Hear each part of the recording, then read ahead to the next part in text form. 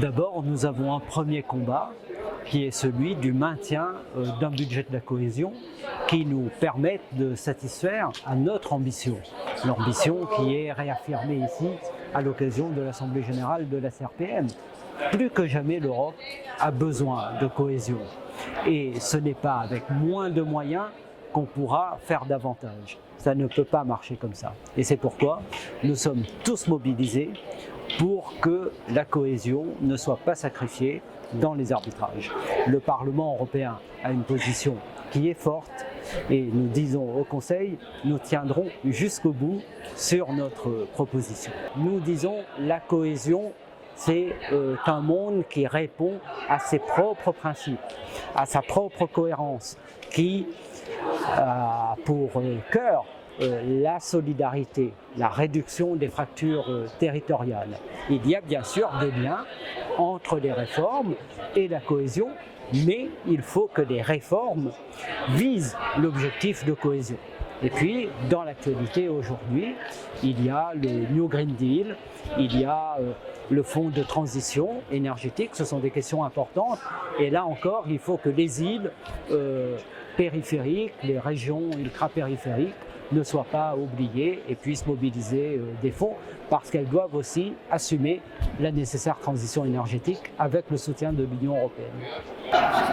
Ensuite, nous sommes engagés dans la refonte des règlements de la cohésion, le règlement général, mais aussi les règlements spécifiques, FEDER, Interreg, etc. Donc c'est un travail qui est important. Nous entrons dans ce travail avec un esprit constructif, avec la volonté de progresser, mais nous serons fermes sur les principes auxquels nous croyons pour la cohésion. Et nous avons un certain nombre de lignes rouges concernant d'abord les cofinancements.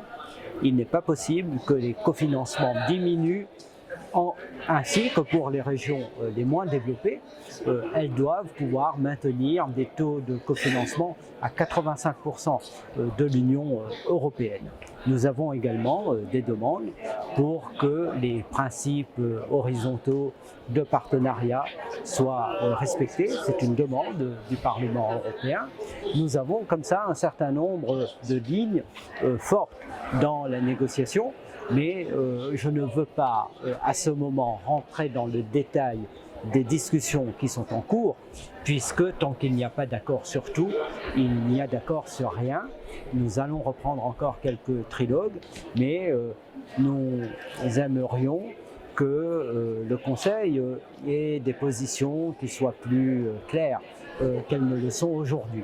Il y a aussi la question des conditionnalités macroéconomiques. Aujourd'hui, les États qui ne respectent pas les critères concernant la stabilité budgétaire sont sanctionnés, mais à travers les régions, puisque c'est la suspension des fonds.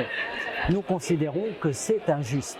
On ne peut pas faire peser sur les bénéficiaires des fonds la responsabilité des engagements non tenus à un autre niveau, c'est-à-dire au niveau des États.